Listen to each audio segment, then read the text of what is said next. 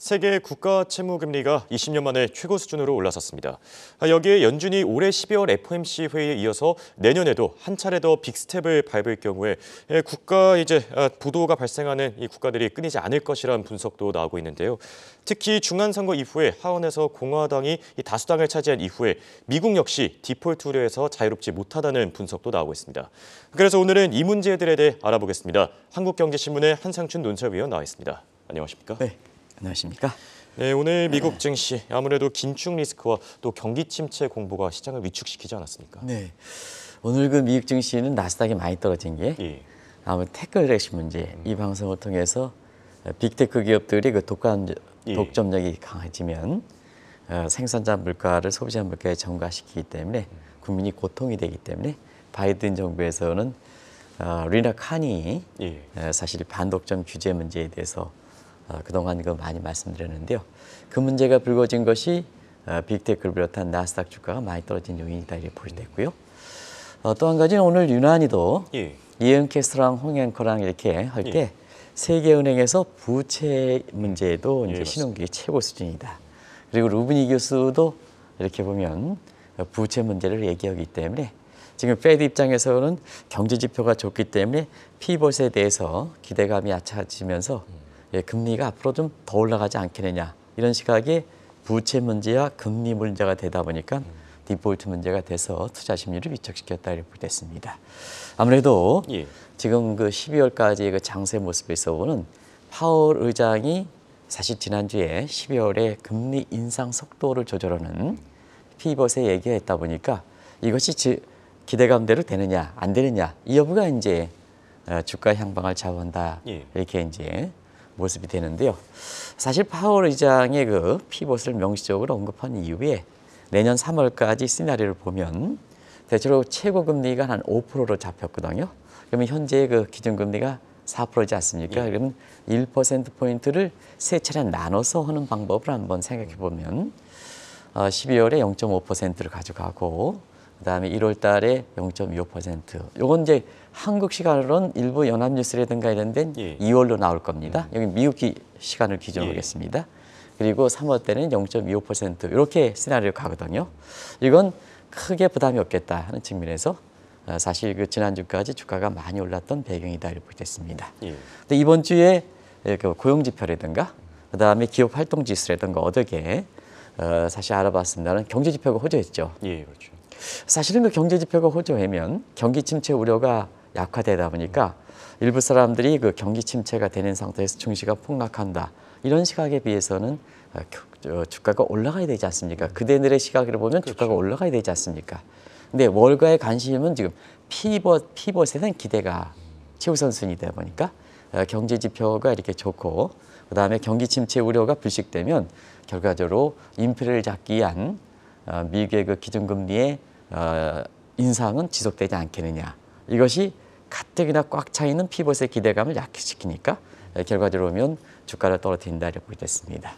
그래서 지금은 경제 지표가 좋게 나오는 계기라서 최고 금리가 좀 시카고 패드워치 같으면 조금 더 올라갔어요. 5%에서 5.25%로 확률상으로 보면 높은데요. 그럼 5.25% 가져갈 때는 왜 피벗에 대한 기대를 약화시키느냐 하는 것을 한번 보겠습니다.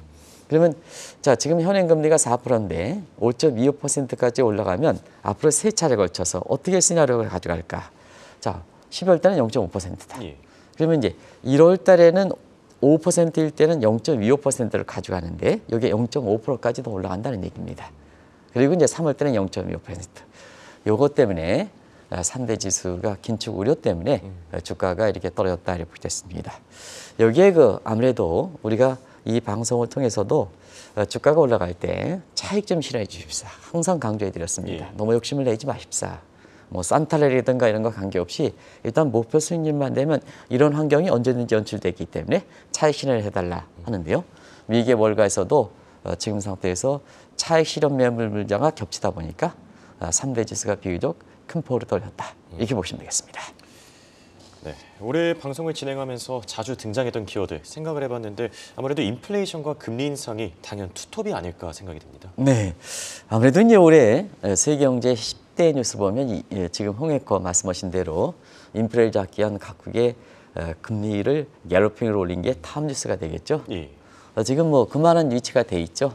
그래서 지금 세계 국가들이 70여 개 국가 이상이 이렇게 금리를 올렸고 대부분 다 노멀 스텝 0.25%보다 0.5% 빅 스텝, 0.75 자이언트 스텝으로 금리를 올렸다.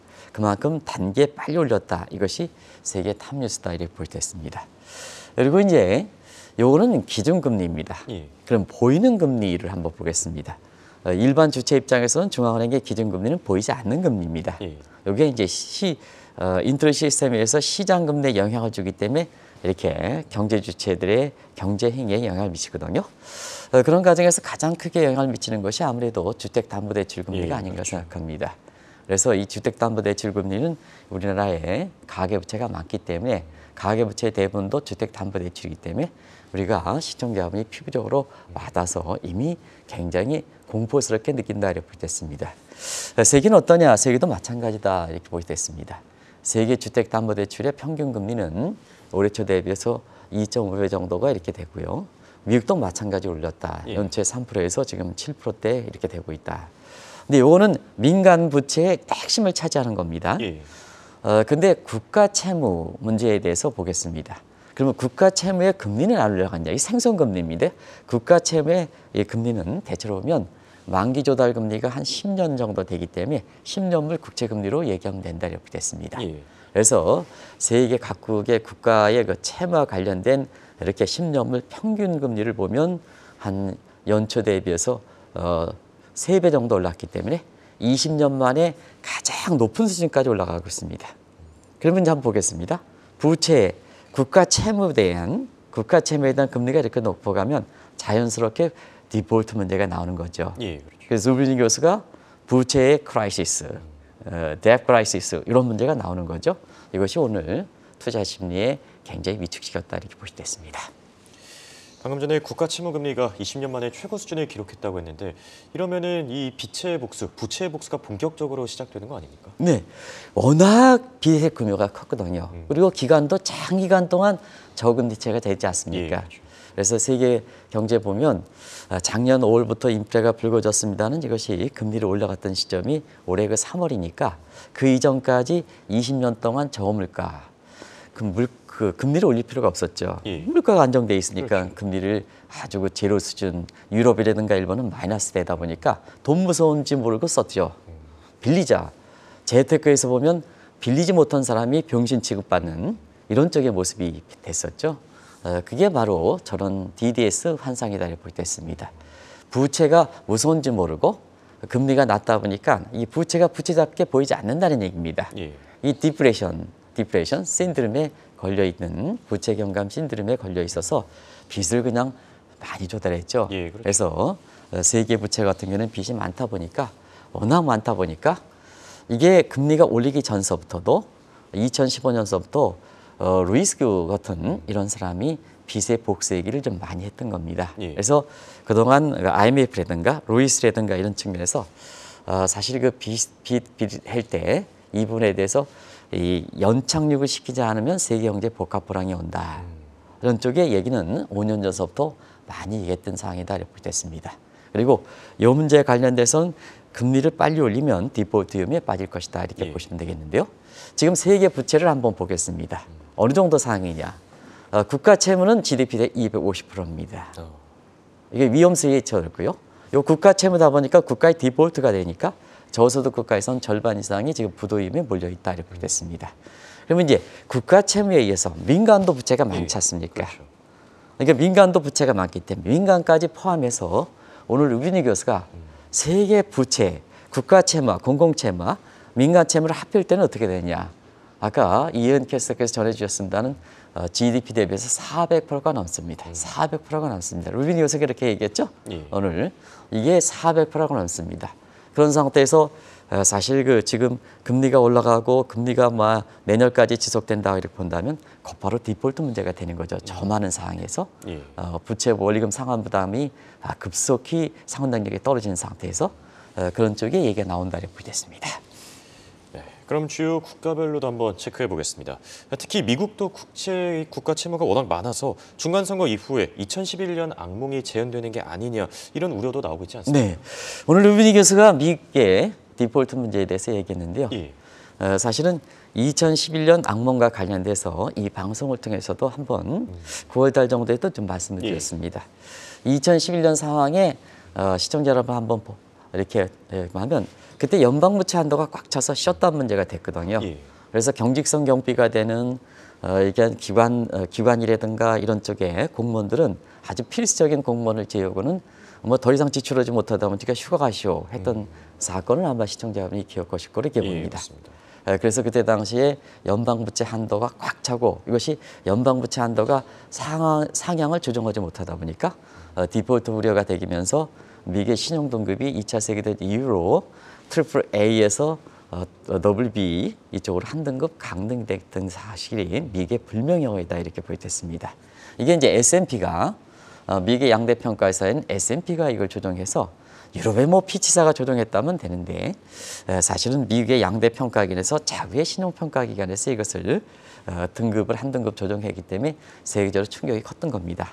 그러다 보니까 자연스럽게 국가 신용등급이 받쳐주지 않으면 중심통화의 달러 위상이 이렇게 낮아질 수밖에 없죠. 그래서 그때 당시에 세계은행 총재 로버트 지올리가 그다음에 롬니 후보 같은 경우는 달러를 버리고 근본이 이제 얘기했던 것이 9월 달에 얘기했던 사항입니다. 그런데 중간선거 이후에는 하원에서 결국은 공화당이 다수당이 되고 그다음에 하원 의장이 존 맥카시가 이렇게 되지 않습니까? 그런 상태에서 자 지금의 인플레 문제는 바이든 정부가 키웠다는 얘기입니다. 바이든 정부가. 그러다 보니까 재정 지출을 더 이상 못하겠다 하는 이 측면이죠. 재정부채를 더 이상 못하다 보니까 지금은 연방부채 한도에 쓸 것을 다 썼거든요. 이걸 늘려줘야 되는데 2011년 상황이니까 동안이죠. 이걸 상향을 조정해야 되는데 이거 못하겠다. 그럼 디폴트가 되는 거죠. 디폴트가 되는 거죠. 그래서 미국 경제가 이렇게 보면 디폴트가는 되지는 않겠습니다는 디폴트 우려가 그런 시각이 나온다 이렇게 됐습니다. 여기에 루비니 교수는 미국은 채무가 많은 나라다. 원래는요 중심통화이기 때문에 미국 신용도가 좋습니다. 신용도가 좋기 때문에 미국의 그 국가 채무진 민간부채 얘기는 잘 안 얘기합니다. 감당할 수 있겠다. 그런데 루비니 교수는 오늘 공식적으로 얘기했습니다. 미국의 국가 채무와 민간부채 값을 때는 저기 나온 대로 저도 깜짝 놀랐습니다. 420%입니다.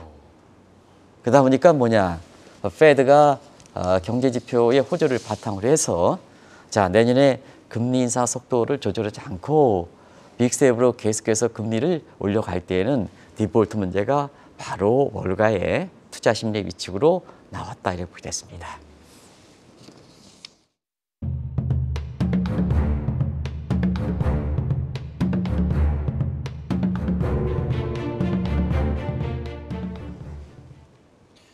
사실 빌리고 또 쓸 때는 기분이 좋지만 막상 그 후폭풍을 생각해보면 상당히 위험한 것 같은데 이 부채 얘기를 할 때 중국의 부동산도 빼놓을 수 없지 않습니까? 네, 중국은 뭐 부채 문제에 의해서 이미 여러 차례 이제 이 방송을 통해서 말씀드렸고 오늘 그 부채 문제가 다시 한번 이렇게 루비니 교수라든가 세위는 경고했고 이기 때문에 다시 한번 이걸 정리해드리겠습니다. 중국은 세계 부채 비율이 가장 높다는 것은 이미 잘 알려진 내용이죠.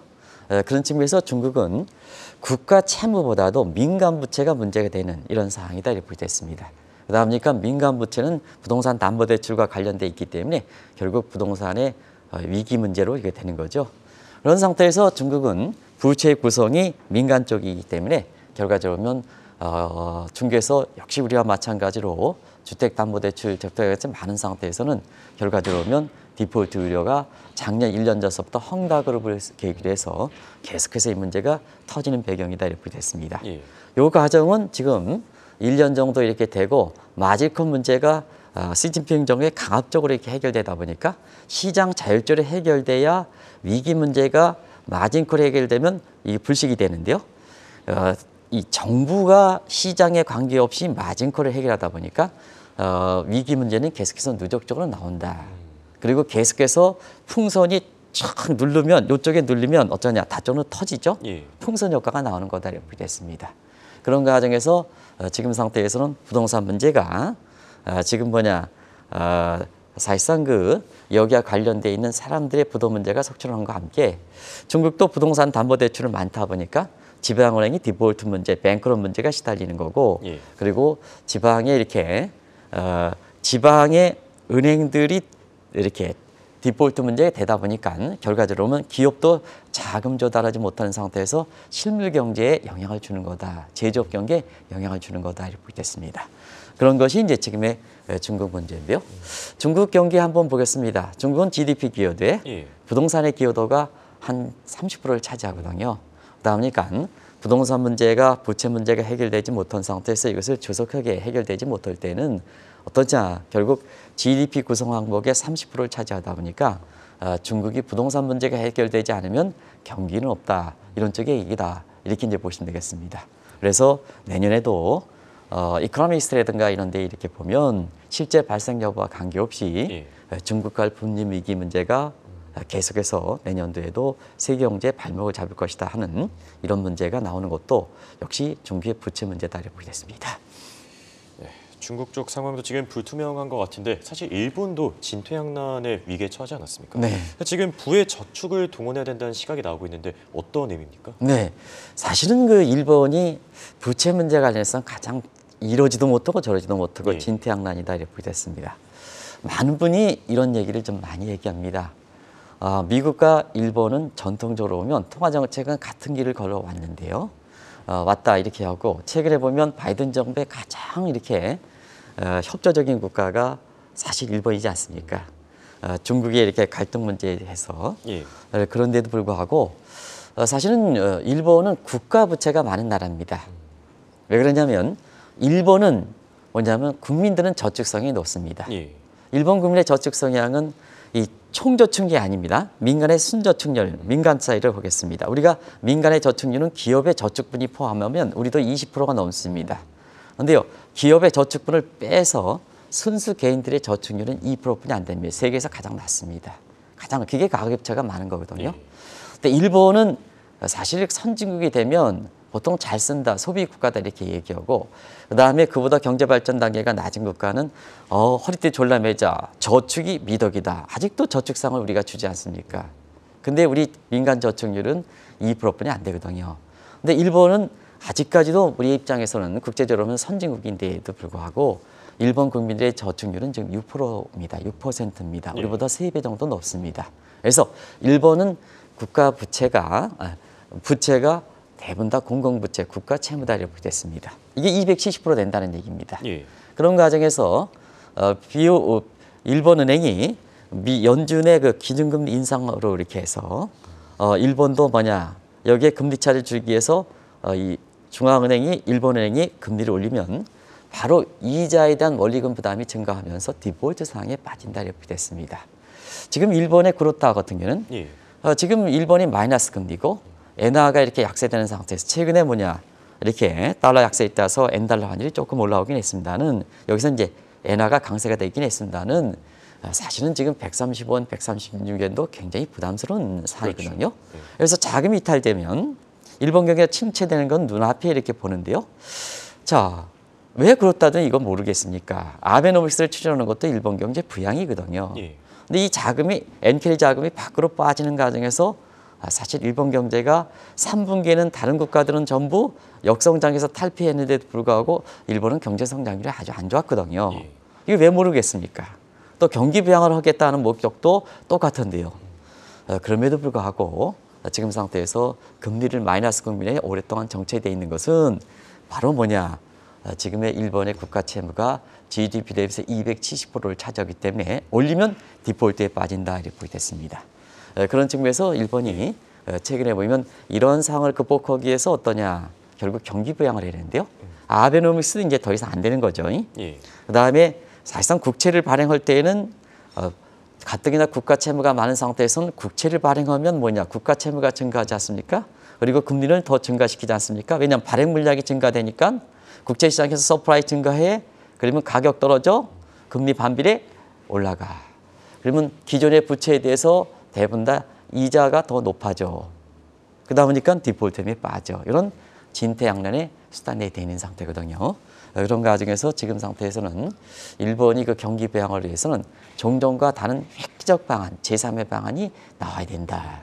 제3의 방안이 우리가 균형 재정 성수가 1인 것을 이용한 간전 정책이라든가, 그다음에 미국의 이렇게 빌 클린턴 정부에서 재정 적자 문제를 해서 신경제 신화를 나왔던 페이고 정책, 이런 것이 제3의 정책이라 이렇게 얘기하는데요.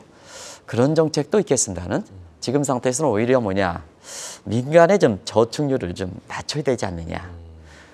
국가 채무 문제에 대해서 진퇴양난이 있으니까 민간이 뭐냐, 경제 중앙은행이라든가 일본은행이라든가, 그 다음에 일본의 기시다 정부 같은 경우는 더 이상 경기 부양을 나설 수 있는 상황이 아니니까 민간이 가야 되지 않느냐. 그럼 민간은 어떻게 해야 되느냐. 민간의 저축률이 증가되면 어떠냐 하면 세이빙스 패러독스가 열려가서 저축을 많이 하면 소비가 줄어들지 않습니까? 저축을 많이 하면 소비가 줄어들면 경기 침체되지 않습니까? 이게 이제 세이빙스 패러독스거든요. 그래서 저축이 미덕이 아니라 쓰는 게 소비가 미덕이거든요. 소비가 미덕인 상태에서 자, 과거에 아베 신조가 소비세 인상했던 부분을 좀 낮춰달라 하는 문제, 소비세 인상한 문제, 이건 푸는 문제고, 더더구나 뭐냐, 지금은 쓰는 사람한테는 세제 혜택을 주자. 저축률이 너무 높은 게 문제니까. 그리고 일본의 기사 정부도 진퇴양난, 일본 은행도 진퇴양난이니까 민간 쪽에서 해야 된다. 그러면 저축률이 높은 것을 쓰도록 해야 되는데 일본 사람은 안 쓴다. 그러면 쓰게끔 해야 된다. 거기다 보니까 자, 아베 신조 것처럼 소비세 인상하는 게 아니라 지금 상태에서는 쓰는 만큼 세제를 감면해 준다. 이게 뭐냐, 네거티브 세이빙스 텍스라는 표현을 쓰는 겁니다. 그래서 제3의 방안으로 간전 정책이라든가 페이고보다는 네거티브 세이빙 텍스 써라, 세제 혜택 준다. 그러면 쓰겠죠? 그렇죠? 그런 상태에서 요런 방안까지 나올 정도로 일본은 굉장히 진퇴양난 상황이다 이렇게 보겠습니다. 참 민간이 직접 나서서 국가를 도와줘야 되는 상황에서 제3의 대안이 좀 필요할 것 같고요. 신흥국들도 참 이 수세에 몰리지 않았습니까? 네, 오늘 세계은행에서는 신흥국들이 그렇죠. 국가 채무가 가장 높은 스킬이라 이렇게 얘기했습니까? 2000년 지금 그렇습니다. 2000년 이후면 20년이 지나지 않습니까? 아까 말씀드린 저금리 국면이 20년 동안 지속됐다고 그랬지 않습니까? 그렇죠. 딱 맞아떨어진다 이렇게 보여졌습니다. 신흥국 같은 경우는 대부분 다 돈 무서 부채 모르고 썼던 때가 금융위기 리먼 사태 때입니다. 이때도 금리가 페드가 이때 당시에 서프라임 모빌 상태, 그 다음에 리먼 브러더스 사태를 해결하기 위해서 금리를 거의 제로 금리 상태로 낮췄거든요. 그런 상태에서는 사실은 신흥국들이 달러 부채를 굉장히 만기를 10년 정도 내지는 20년 정도 하면서 많이 썼다 이렇게 보시면 되겠습니다. 그런 상태에서 자, 신흥국 같은 경우는 그 만기가 누차에 말씀드렸습니다. 2020년서부터 계속해서 2050년까지 4천억 정도 이렇게 만기가 들어오는 상태거든요. 대부분 다 이게 변동금리입니다. 왜냐하면 2008년, 2009년에는 이렇게 금리가 올라갈 걸 꿈에도 생각지 못했거든요. 금리가 나니까 변동금리를 이렇게 했던 겁니다. 그러다 보니까 뭐냐, 지금 상태에서는 변동금리 상태에서 미국의 달러 조달국에 미국의 금리가 올라가죠. 그러면 금리가 그만큼 신흥국에서는 이자 부담이 되는 거죠. 여기에 달러 부채니까 달러가 강세되지 않습니까? 달러 강세에 따라서 자, 약세가 되는 신흥국 입장에서는 원리금 상환 부담이 환차손이 그만큼 많이 발생하는 거죠. 그러다 보니까 신흥국 같은 경우는 계속해서 디폴트 위기, 디폴트 위기는 올해 들어서 뭐냐, 작년에 스리랑카에 이어서 그 다음에 파키스탄, 아프가니스탄, 벵글라데시 이런 국가들이 전부 디폴트 위기에 몰리는 거다 이렇게 보겠습니다. 그래서 올해 약 90개국가 IMF의 구제금융을 신청하는 후보국에 지금 꼽힐 정도로 지금 상태에서 신흥국의 부채 위기가 몰리고 있다 이렇게 보겠습니다. 오죽했으면 IMF가 재원을 좀 부족하기 때문에 IMF 입장에서는 사실 이게 국제적으로 보면 IMF는 세계 공동에 이렇게 해서 마련한 미국 주도지만 공동에 해서 되는데 주도국이 미국이 쿼터를 안 넣거든요. 이기주의 때문에. 그런 상태에서는 어떻게 보면 실체가 좀 국제기구로서는 좀 약화된 기구입니다. 그러면 신뢰가 높아야지 IMF 자체 발행해가지고 이것이 소화가 되는데요. 그렇죠. 실체가 약한 상태에서 이 재원 조달 문제가 이기 때문에 거기서 이렇게 채권을 발행하면 누가 소화하겠습니까? 결국 자체 발행 검토하다가 지금까지 안 되는 이유도 바로 그런 상황입니다. 그런 것을 말씀드리면 결과적으로 신흥국의 IMF의 구제금융 신청 러시아는 상태에서 IMF가 재원 부재 문제에 시달릴 정도로 신흥국은 부채 위기에 몰리고 있다 이렇게 보겠습니다. 그럼 결론을 한번 내보겠습니다. 아까 오프닝 때도 얘기했지만 누리엘 루비니 교수, 닥터듬 교수가 지금 스태그플레이션과 부채, 복합 위기가 찾아오고 있다고 하지 않았습니까? 네, 오늘 저는 루비니 교수가 얘기했던 것을 아주 자세하게 봤어요. 예. 근데 오늘 얘기는 스태그플레이션 부채 위기다 이런 표현을 썼어요. 예. 정확하게 스태그플레이션 부채 위기. 예. 그런데요, 저 양반은 좀 굉장히 좀 많은 용어들을 많이 만들어냈죠. 그래서 비관적인 용어를 좀 많이 예. 만들어내는데 뭐 경착륙이다 뭐냐 해가지고 얘기하는데요. 일전에 우리가 SF 복합위기라는 표현을 루비니 교수가 얘기했습니다. 그래서 1980년대 초반에 스태그플레이션과 그다음에 2008년, 2009년에 결과적으로 보면 사실은 그때도 미국의 서프라임 부채 문제 때문에 결국은 리먼 사태까지 오는 그런 문제거든요. 예. 그래서 그때 파이낸셜 크라이시스로 해서 영어 약자의 스태그플레이션과 파이낸셜 크라이시스에서 SF 위기다 하는데요. 오늘은 스태그플레이션 부채 위기는 사실은 이렇게 정확하게 이렇게 보면 이전에 말씀드렸던 스태그플레이션과 파이낸셜 크라이시스 문제, 2008년도 부채 문제 때문에 그랬으니까 파이낸셜 크라이시스 문제이기 때문에 시청자 여러분 일단 스태그플레이션 부채 위기다 이런 표현은 루비니 교수가 몇 달 전에 얘기했던 SF 복합위기가 동일한 각도다 이렇게 됐습니다. 그래서 루비니 교수가 본인이 얘기했던 것을 잘 기억하지 못한 데에서 치매가 좀 걸린 것 같습니다. 하도 이렇게 잘 들어맞지 않다 보니까. 근데 이 문제는 우리가 보면 사실 상당 부분 실제 발생 여부 항시 주목해야 되지 않느냐. 왜 지금 상태에서 미국이 금리 인상 속도를 조절하지 않을 때는 이 문제가 터질 가능성이 높다는 얘기죠. 이런 문제가 오늘 미국의 증시를 악화시켰다 이렇게 보시면 되겠습니다. 네, 이렇게 오늘은 부채 위기에 대해서 알아봤습니다. 지금까지 도움 말씀에 한국경제신문의 한상춘 논설위원이었습니다. 감사합니다. 네, 고맙습니다.